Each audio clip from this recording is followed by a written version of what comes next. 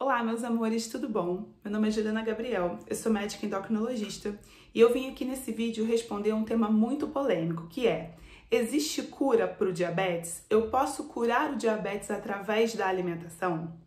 Bom, provavelmente você que tem diabetes ou que tem alguém na sua família ou alguém que você gosta, né, que tem diabetes e já pesquisou sobre isso na internet, com certeza você já se deparou com certos tipos de conteúdo, às vezes sérios, às vezes muito sensacionalistas, e as pessoas têm muita dúvida em relação a isso.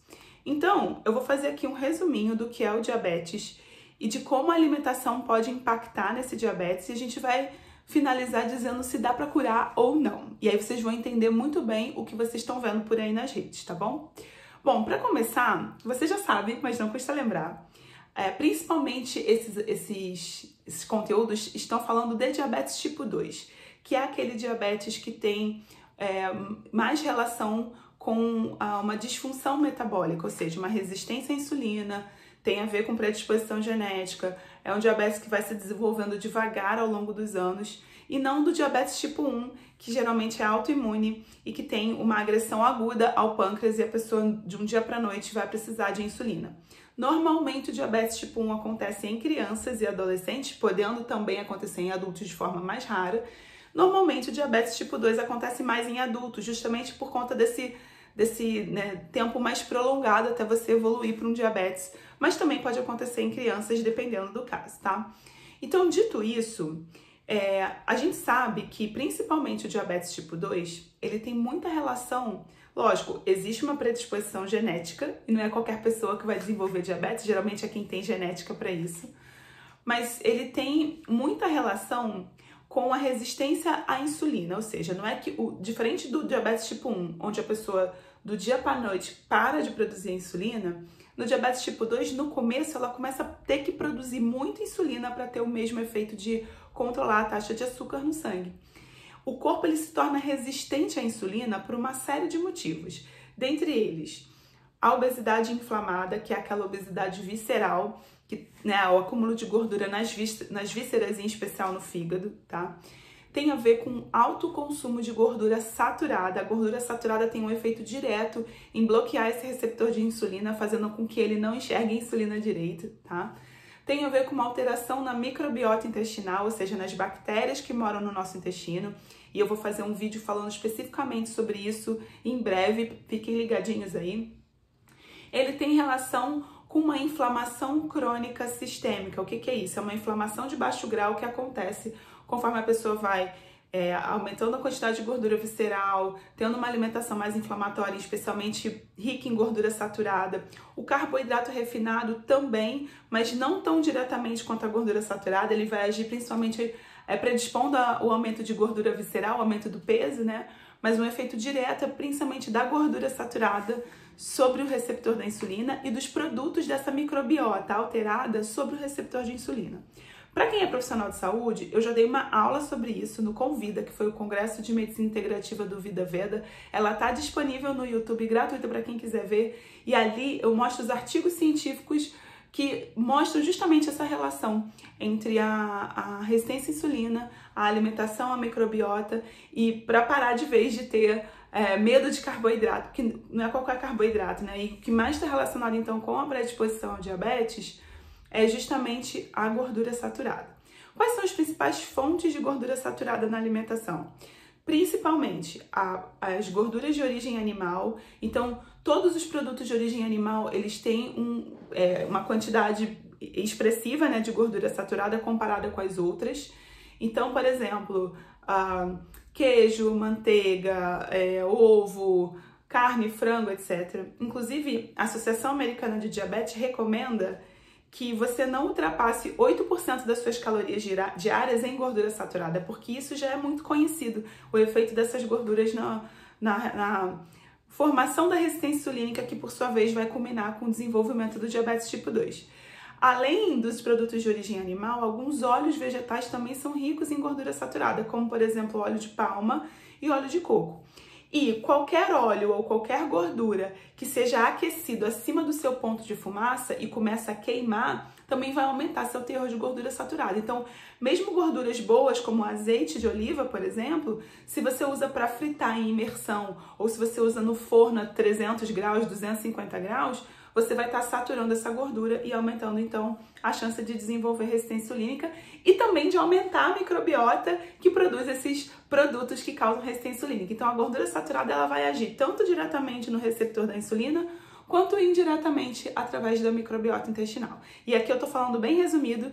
Se você é profissional de saúde, vai assistir aquela outra aula, porque tem mais detalhes, inclusive com referências, tá bom? Dito isso, o que eu quero dizer? As pessoas falam que se você tem uma alimentação, então, pobre em gordura saturada e rica em fibra, a fibra, ela tem um efeito contrário da gordura saturada. A fibra, ela vai melhorar essa microbiota e com isso diminuir a produção do LPS, que é aquela substância que causa resistência insulínica. A fibra vai fazer com que a absorção dos alimentos seja mais lenta, então evitando o pico de glicose, que também pode aumentar, né, o ganho de peso, etc. Geralmente, produtos ricos em fibra, que são os vegetais, eles têm baixo teor de gordura saturada, eles dão saciedade. E eu fiz um vídeo falando sobre fruta e diabetes justamente para falar sobre isso, né? Sobre essa relação positiva entre alimentos ricos em fibra e o diabetes. E aí, muitas pessoas pensam, então, pera, se eu fizer esse tipo de dieta, que é uma dieta pobre em gordura saturada e muito rica em fibra, e em produtos minimamente processados ou naturais ou completamente integrais, né? Será que eu consigo curar um diabetes? Então, o que eu posso te dizer em relação ao que a gente tem na ciência? Se a pessoa está na fase do pré-diabetes, é super possível reverter você mudando a sua alimentação. Inclusive, já existem muitos trabalhos sobre isso. Se você já tem diabetes estabelecido, existem muitos artigos científicos e estudos que foram feitos testando diferentes tipos de dieta. E o que a gente observa é realmente uma melhora importante do diabetes. Mas por que eu falo que não necessariamente você vai conseguir curar o diabetes? Primeiro, porque como eu disse no começo do vídeo, tem uma questão de predisposição genética. Então, o fato de você melhorar a sua alimentação e melhorar os seus índices, vamos dizer, se você tem um pré-diabetes, se você daqui a um ano voltar tudo para trás, pode ser que você volte, então você não curou a sua predisposição genética, você controlou uma condição. Se você já tem diabetes bem no comecinho, pode ser que você consiga, inclusive, ao melhorar os índices, reverter e sair daqueles... Porque para se considerar diabetes, né, a gente diz que a glicose ou a glicemia, que é a taxa de açúcar no sangue em jejum, acima de 126. Vamos dizer que você teve um exame que deu 130, você acabou de descobrir que tem diabetes, no ano anterior não tinha, estava a 110, e aí você muda a sua alimentação, então é possível você atrasar um pouco essa progressão ou até estacionar essa progressão. Mas por que eu quis fazer esse vídeo? Que eu acho muito importante a gente ter essa conversa. Dependendo da fase do diabetes onde a pessoa está, e aqui eu tô falando do diabetes tipo 2, o diabetes tipo 2 ele tem várias fases. Tem essa fase de pré-diabetes, onde o seu corpo ainda consegue aumentar a produção de insulina para compensar aquela resistência e manter a taxa de açúcar normal. Aí esse açúcar começa a subir, mas no nível em que a gente ainda não considera diabetes. E aí você tem uma fase inicial que você consegue, por exemplo, controlar só com a alimentação ou com um medicamento simples como a metformina, até que com o passar do tempo, esse diabetes ele vai progredindo e você começa a perder células produtoras de insulina. Essas células começam a morrer. Então, dependendo da fase da doença, até que chega uma fase que mesmo o diabetes tipo 2, ele vai precisar usar insulina, porque grande parte das células do pâncreas que produzem insulina, elas já morreram, ou elas já, enfim, pararam de funcionar. Se você chega nessa fase e implementa uma dieta baseada em vegetais integrais, ou seja, rica em fibra e pobre em gordura saturada, com certeza vai ter uma melhora do controle glicêmico. Mas eu não sei se eu consigo... provavelmente não é possível curar um diabetes que já esteja tão avançado. Então, quando a pessoa faz um tipo de conteúdo sobre esse cure seu diabetes com alimentação, esses dias me enviaram um perfil de uma pessoa que nem da área da saúde que fica vendendo o curso para ensinar as pessoas a curar o diabetes. Eu acho isso uma grande maldade, porque é claro que para quem está no pré-diabetes ou no diabetes bem inicial, vai ter benefício. E a pessoa realmente pode sair daquele nível. E ela pode ficar muitos anos com as taxas controladas só com a alimentação e atividade física, gestão do estresse, é super possível. Mas se uma pessoa que já está em uso de insulina ou quem tem um diabetes tipo 1 vê um conteúdo como esse, essa pessoa ela pode começar a desacreditar no seu tratamento, ela pode abandonar um tratamento e às vezes até ter uma complicação, uma cetoacidose, alguma coisa, porque não é possível você fazer nascer de novo uma célula que já morreu. Vocês entenderam, meus amores? Então, assim, a gente tem que tomar muito cuidado. E aqui fica um apelo para profissionais de saúde e até para blogueiros que talvez passaram na sua própria vida por uma transformação através da alimentação, mas que não pode sair falando esse tipo de coisa, porque nem todo mundo é igual. Vocês entenderam, amores? Então, assim, eu sempre falo aqui nos vídeos e na descrição dos vídeos que nenhum vídeo meu tá aqui para substituir a avaliação do seu médico, da sua médica. É claro que a gente está aqui falando de conceitos gerais, eu estou dando alguns exemplos, né, de casos que eu já vi no meu consultório, ou de pessoas que conversam comigo aqui nas redes sociais, mas eu acho uma grande irresponsabilidade ficar vendendo cura de diabetes, porque você não sabe quem está do outro lado vendo esse tipo de conteúdo, você não sabe se essa pessoa é uma pessoa que realmente vai se beneficiar, ou se é uma pessoa que vai só controlar a doença sem curar e ela vai ficar frustrada. Você não sabe se essa pessoa vai pensar, poxa, agora que eu descobri, que eu comprei o livro que ensina a cura do diabetes, eu vou parar de tomar minha insulina, essa pessoa pode ter uma cetoacidose até morrer. Isso é muita falta de responsabilidade. Então, assim, o que eu quero dizer? Primeiro, eu não quero tirar a esperança de ninguém. Eu não tenho como saber se o seu caso é possível reverter ou não, porque se você estiver num estágio muito inicial, pode ser bem possível controlar só com a alimentação, isso estudos mostram, mas se o seu caso for um caso já mais avançado ou se for um caso de diabetes tipo 1, é claro que uma alimentação saudável vai te ajudar,